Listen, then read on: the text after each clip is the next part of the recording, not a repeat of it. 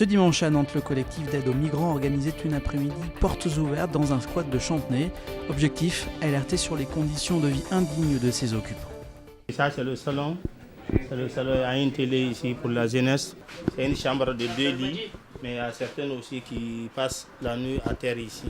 Des hommes qui s'entassent dans de petites pièces vétustes, des conditions de vie déplorables et parfois dangereuses. Voilà le quotidien de Camara et de la cinquantaine de migrants qui occupent depuis des mois, voire même des années pour certains, le squat de Chantenay.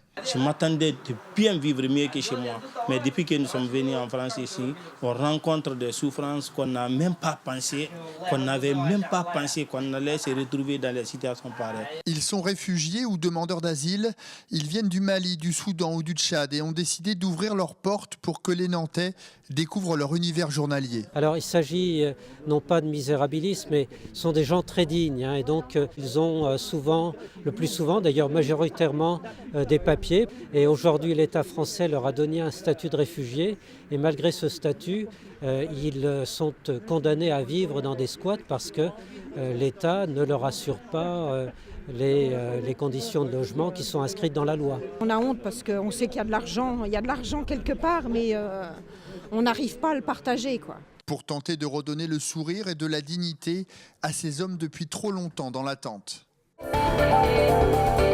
La Loire-Atlantique est un département en pointe sur l'agriculture biologique. Pourtant, ces dernières semaines, on constate dans un certain nombre d'enseignes une pénurie de beurre bio. En cause, les mauvaises conditions météo de ces derniers mois. Et depuis quelques jours seulement, Lucas Briand peut de nouveau emmener paître ses 42 vaches laitières. Installé avec sa compagne depuis plus d'un an, ce producteur bio parle d'une année 2016 très compliquée.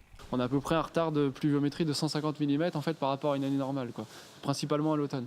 Donc en fait, ce qui fait que nos vaches, en fait, elles n'ont pas forcément trouvé d'herbe à pâturer au champ. Du coup, l'alimentation qu'on leur donne ne peut pas être d'aussi bonne qualité en fait, que ce qu'elles peuvent trouver au champ. On a une production en fait, qui a baissé à peu près de l'ordre de 5 à 10% par rapport à une année normale, quoi.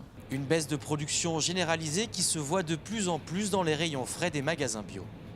Donc toutes les étiquettes, vous voyez, qu'on a mis sur les côtés comme celle-ci, et également ces deux-là sont en rupture plateforme, donc on les a plus depuis un petit moment, donc depuis 4 mois à peu près. Ces deux étiquettes-ci, ce sont les produits locaux du beurre qui sont malheureusement en rupture également. On n'a pas assez de la quantité qu'on souhaiterait, ou même pas de quantité du tout. Donc on essaye de s'approvisionner chez des producteurs autres, des grossistes dans la région nantaise. Avec 20% de demandes en plus, le bio est comme victime de son succès. L'augmentation des fermes qui se convertissent à ce type d'agriculture ne suffit pas encore. Pour faire un aliment bio, il y a une période de conversion agricole sur la ferme qui est de 2 ans minimum. Ce qui fait que les fermes laitières qui se sont engagées dans la conversion en 2016 verront leur lait sur le marché et transformé qu'en 2018. D'autres installations peuvent se faire en bio. D'autres conversions. Il y a encore besoin d'attirer du monde vers l'agriculture biologique. Les paysans bio n'ont donc qu'un souhait pour 2017, que la météo leur soit enfin favorable.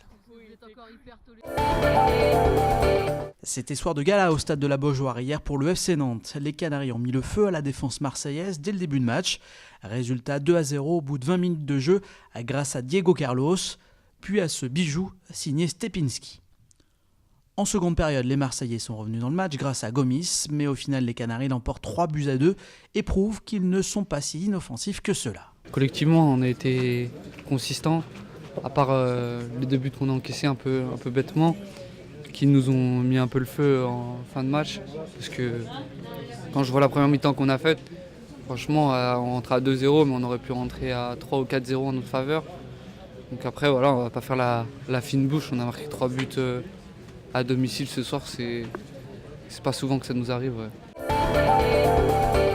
C'est un nouveau venu dans le paysage médiatique. Le Vestiaire nantais, c'est son nom, propose un regard sur les coulisses du sport d'élite de l'agglomération. Le numéro 1, gratuit, vient tout juste de sortir. En couverture de ce numéro, Thierry Anti, l'entraîneur du HBC Nantes, s'est livré dans un long entretien. Ses confidents, ce sont eux, Pierre-Alexandre et Amaury, 2 jeunes journalistes inséparables depuis l'école de journalisme. Très vite, on a eu cette idée de projet de créer un magazine sportif, parce qu'on était passionné de sport. Et on s'est très vite arrêté sur Nantes. Il y a énormément de sports différents, que ce soit masculin, féminin, même handisport. Après quelques mois, le duo lance une campagne de financement participatif et atteint son objectif de 3 000 €. Le Vestiaire nantais est né avec une ligne éditoriale bien précise. Il manquait un mensuel qui traite le sport beaucoup plus loin, beaucoup plus en profondeur que ce qu'on peut retrouver justement dans les quotidiens qui n'ont pas forcément le temps de le faire. Nous, on a un slogan, c'est le vestiaire nantais, c'est le sport autrement. C'est aller côté coulisses, là où les gens n'ont pas l'habitude d'aller, et quand on est fan de sport, qu'on va voir les matchs, c'est vrai qu'on aimerait bien aller dans le vestiaire, aller derrière, et c'est ce qu'on essaie de faire un maximum, à chercher ce qu'on ne retrouve pas ailleurs, en fait. Faire découvrir vraiment les gens qui font le sport à Nantes. Dans ces pages, Entre Rios, Darocha, Wedek, Aubert, les grands noms du sport nantais côtoient également les anonymes des salles de sport. Le vestiaire nantais est distribué autour des terrains nantais. Il est également feuilletable en ligne. En attendant, Amaury et Pierre-Alexandre planchent déjà sur le prochain numéro. Il sortira le 25 février prochain.